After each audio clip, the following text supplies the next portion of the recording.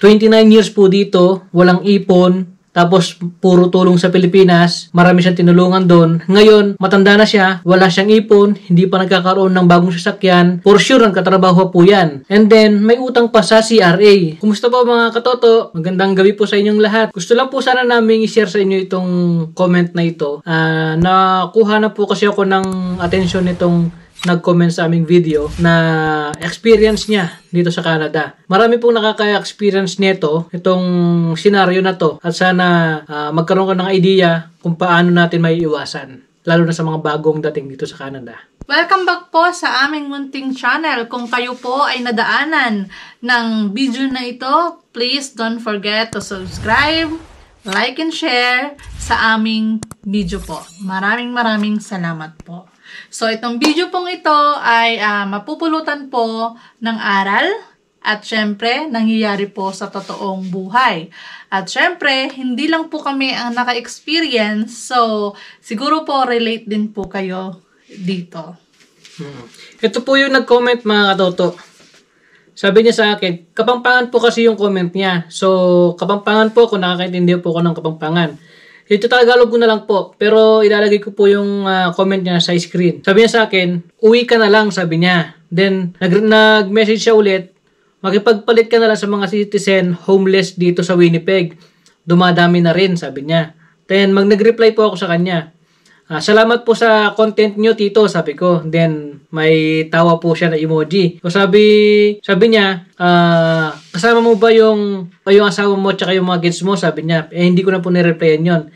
Then, sabi niya po dito, kaya nasabi ko na uwi ka na lang kasi ako, 1995 pa ako nandito. Hanggang ngayon, wala pa akong ipon. Then, mayroon pa akong utang. Sabi niya, hindi naman ako nagsusugal, hindi naman ako naninigarilyo, hindi naman, tumataya ako ng loto. Oo, pero hindi malaki ang tinataya ko. Masipag naman ako magtrabaho, pero bakit wala pa rin akong ipon? Sabi niya. Year 2001 pa yung sasakyan ko.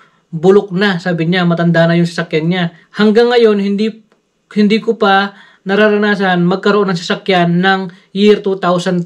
Yung pong year niya na pag-stay niya po dito, 29 years na po siya na nandito.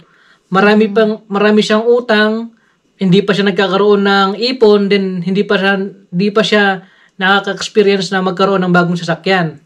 At nabanggit pa doon, 'di ba, na meron siyang utang sa CRA? Nag-reply po ako sa kanya doon sa comment niya. Sabi ko, pwede ko po bang malaman kung ano naging problema? Sabi ko, based po sa sinabi niyo, sabi ko, wala po kayong bisyo. Kasi nakaka-intriga, 'di ba? Kasi ilang years na pero bakit wala pang ipon, no? Anong reason? So baka marami po relate po dito sa kwento ni Kuya. Yes. So, sabi niya sa akin dito, nag-comment siya, priority ko yung mga kapatid ko. Pamangkin ko, sabi niya, marami akong dinala dito. Alam mo naman, sa Pilipinas, kahit may trabaho ka, wala ka pa rin savings, sabi niya. Halos suporta ko lahat financial para maibdala ko dito sila. Saka tumutulong ako sa mga kahit na hindi ko kakilala. Pag lumapit sa akin, hindi sila mapapahiya.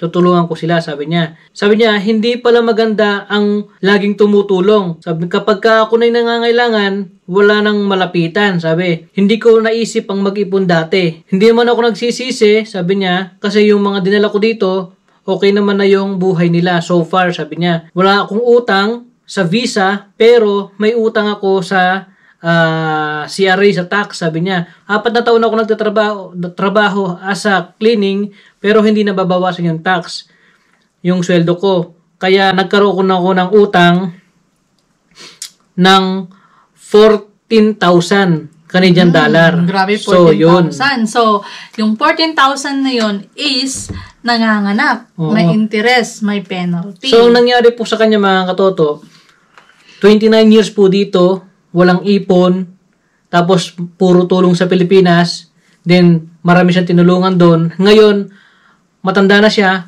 wala siyang ipon, hindi pa nagkakaroon ng bagong sasakyan. For sure, ang katrabaho po yan. And then, may utang pa sa CRA. Di ba? Apakatinding nangyari sa kanya. Oo. So, sa atin kasi mga Pilipino, lalo na mga OFW, real talk lang. Kasi minsan nangyayari para tayong money tree. Diba? Yung parang ang dami-dami nating pera.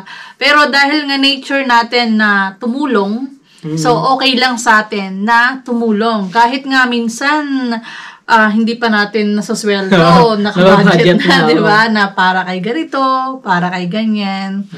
So, doon tayo nauubos, diba? Pero hindi natin naiisip na tayo ay patanda, pahina din. So, dapat maging aral sa atin yung mga nababasa natin ganyan. Bigay dito, bigay dyan. Wala pong masamang tumulong. Sa totoo lang. Pero, isipin po natin na bago tayo tumulong, meron bang savings para sa atin na pwedeng tumulong sa pagtanda natin? Yes. At kung tayo po ay nangangailangan. Hindi po tayo nakakasigurado na lahat ng tinulungan natin nung tayo pa'y malakas pa, ibabalik po nila yung tulong para sa atin sa pagkakataon na tayo naman ang mga ngailangan. Okay, yun po mga toto. Kung tayo po ay tutulong sa ating pamilya at sa ating mga kapatid at sa ating mga kaibigan, make sure po na wag po tayong mag-iisip or mag-aas ng in return. So, kung tutulong man tayo, is wag na nating isipin na ibabalik nila para hindi tayo masaktan sa dulo at hindi tayo parang umaasa na tumulong tayo is tutulungan din tayo, di ba? Oo. So marami pong nakaka-relate dito sa may topic na ito mga katoto. Lalo sa mga hirap makaipon ng pera dito sa Canada. O kahit na hindi sa Canada, sa mga Pilipino na nasa abroad.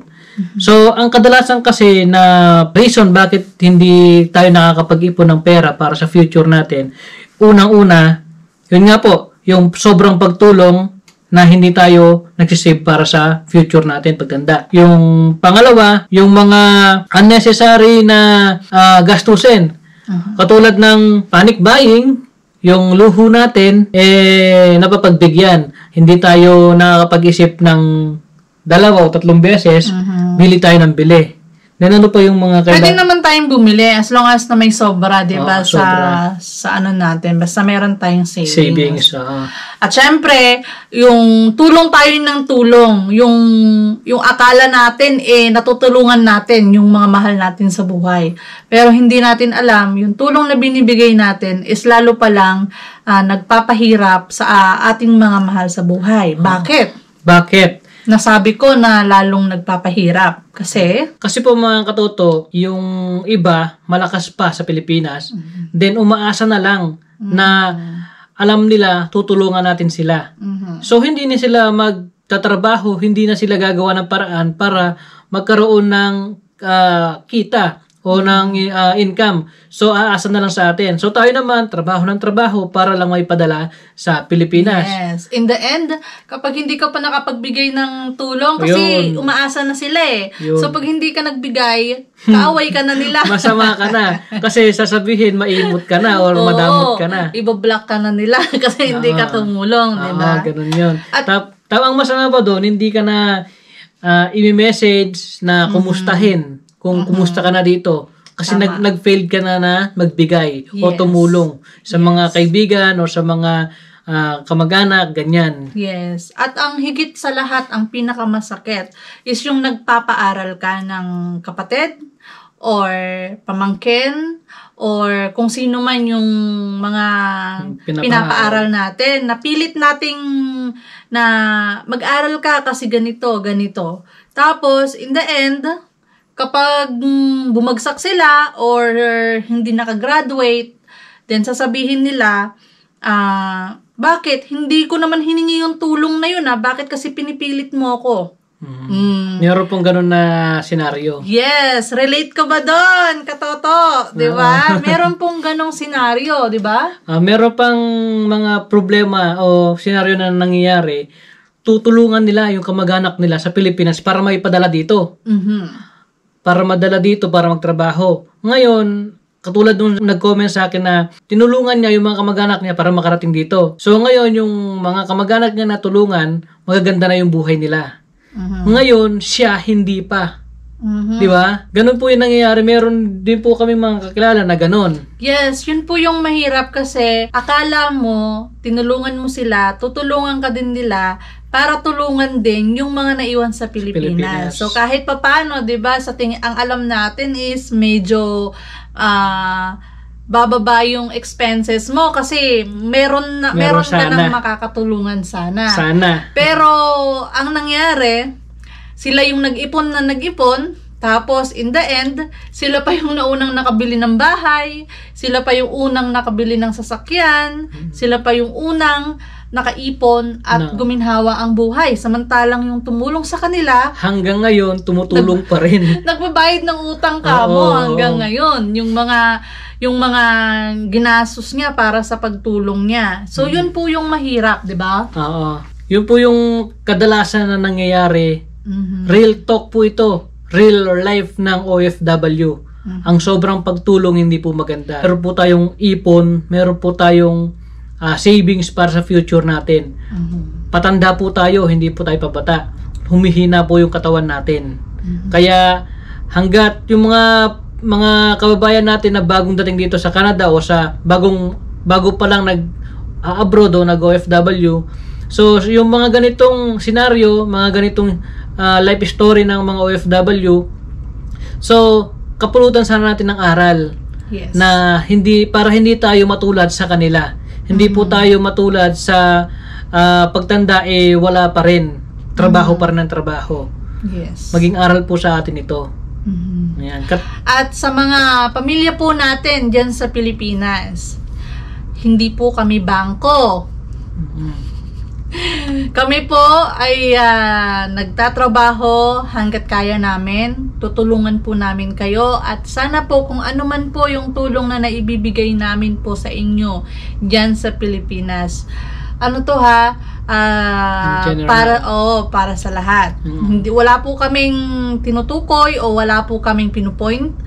Para sa lahat po ito ng pamilya na may mga pamilyang nasa abroad, OFW. Yes, mga OFW. At sa lahat po ng mga nasa ibang bansa na katulad namin, maging aral po sana sa atin to na sana mag-ipon po tayo para sa sarili natin, para sa kinabukasan natin. Kasi hindi po natin alam at hindi natin hawak yung kalusugan natin. Anytime pwede tayong manghina yung katawan. Magkasakit, wag naman sana. At pag umuwi tayo at walang-wala, kawawa po tayo. Minsan nga, di ba, yung mga OFW, nababasa natin sa may Facebook, di ba? Uuwi sila. Walang-wala. Kung magkano lang yung sweldo nila, wala silang bahay. Yung mga tinulungan nila, may mga sari-sariling bahay. Yung bang, ang may nabasa pa ako noon, tinulungan niya, nagpaaral siya ng mga pamangkin, mga kapatid, ganyan. Nung pag-uwi niya doon sa Pilipinas kasi magre-retired na, nagkasakit din, no? Nagkasakit din. Yung mga pinaaral niya, tinaboy siya, ayaw siyang tulungan. Ganun po yung nangyari, ganun po yung naging senaryo ng buhay ng isang OFW na nabasa namin sa Facebook. Yes. Baka nabasa niyo din po yun, mga katoto. Di ba dati ganun ka? Mapagbigay? Mapagbigay ako dati, mga katoto. Kahit kaibigan, kahit sino, magbibigay. Oo. Natuto po ako, nung pong single pa ako dito sa Canada, ay talagang todo bigay. Lahat ng sahod ko, binibigay ko, nagagastos lahat, walang natitira sa akin. Tapos naisip ko, yung mga kabatch ko, may naiipon ako, wala. Then, buti, dumating si Commander sa buhay ko. Siya yung nagtuwid sa mga pagkakamali ko. Sabi niya sa akin, magtira ka para sa sarili mo, wag mong ibibigay lahat. Wag mong ibubuhos lahat sa pagtulong. Kasi bandang huli, ikaw ang kawawa. Kasi bandang huli, walang tutulong sa'yo kung di yung sarili mo. Sabi niya sa akin, magbigay ka yung alam mong sobra. Huwag mong ibibigay lahat ng puhunan mo. Lahat ng meron ka. Sabi niya sa akin, ni Commander, magpaugat ka muna. Kapag nag-ugat ka na, and then, tapos nagdahon-dahon na yun, nagbunga-bunga na. So, yun yung pamimigay mo, yung mga bunga. Kasi ikaw, nakatubo ka na, kumbaga matatag ka na, meron ka ng ugat. Hindi ka na basta-basta mabubroke. So, wag po natin ibigay lahat ng meron tayo, pati yung ugat na itatanim sana natin. Yung meron sana tayo na pangsisimula. Wag po sana natin ilalahat, bibigay. Ganun po yung natutunan ko kay Commander, at pasalamat naman ako nung nakakasama ko siya, naging asawa ko siya. So, nagkaroon po kami ng mga pangarap namin na bahay dito sa Canada. Yun, then medyo meron din po kami na bibiling property sa Pilipinas. So, ganun po yung naging buhay ko dito sa Canada, buhay namin ni Commander. Hindi po sa pagmamayabang po yun ha. Ito po ay na-example lang po namin o sinasabi lang po namin para po maging inspirasyon at para kapulutan nyo po ng aral. Pakasakali po, yung technique na ginagawa po namin is meron kayong matutunan o mai-apply nyo po sa sarili nyo. Lalo na po yung mga OFW na halos ibinibigay na po ang lahat-lahat. Mali po yun. Maling-mali po siya. So, kami po ni Katoto dito, yung buhay naman po namin is okay naman. Hindi namin pinapatay yung katawan namin para magtrabaho. Para lang sa pagbabayad ng bills. So, okay naman po yung buhay namin. Hindi kami mayaman, hindi rin naman po kami naghihirap. So, sa ano lang naman, sa tama lang. Ganun po. So, yung pong maliliit na bagay, pwede natin makuhanan ng inspirasyon. Katulad ng comment na ito sa kwento ng buhay ng isang matagal ng OFW. Then, yung mga savings, paano ba tayo magkakaroon ng savings, yung mga maliit na bagay. Kasi dito sa abroad, ang isang nakita ko mga Katoto, yung temptation. Kahit wala kang perang dala sa bulsa, makakabili ka ng gamit na gusto mo. Kasi may credit card ka. Di ba? Pero hindi po natin alam, yung credit card, dun po tayo nalulubog sa utang. Tama. So, sasabihin, hindi naman ako gumagastos ng 1,000 sa pagbili. Oo, hindi ka nga gumagastos ng 1,000 sa pagbili one time. Pero, yung pag-purchase natin ng mga online, so, yung mga maliliit na bagay, unti-unti, naiipon, lumalaki po siya. Na hindi po natin namamalayan, ganyan na pala kalaki yung utang natin sa credit card. Ganun siya. So, panic buying, yung hindi naman natin nagagamit, na nabibili natin. So, yun po yung nagpapahirap sa atin. And then, pag sobrang pagtulong, then hindi natin alam yung i-budget. Tapos, hindi tayo nakakapag-save.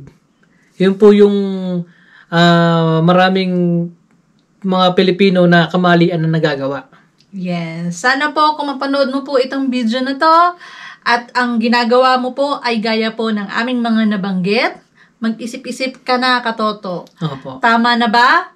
Or go ka pa rin sa pagtulong na alam mo naman na yung tinutulong mo ay hindi nila ina-appreciate. Hindi na worth it. Yes. Tama pa ba na tulungan mo siya?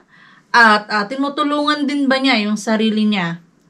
Hindi yung tanggap ng tulong pero walang appreciate. Hindi man lang naisip na yung tinutulong mo is dugot pawis ang nanggaling. Lahat yung binibigay natin.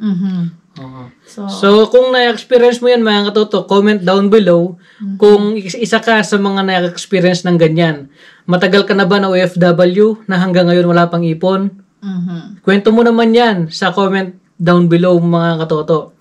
Para mabasa natin, kapulutan natin ng inspirasyon. Yes. Lalo na sa mga bagong OFW na katulad namin, kahit na 7 years na kami dito sa Canada. So, 7 years siya, 4 years 4 years siya. Ako 7 years. Meron din po akong gustong i-share sa inyo.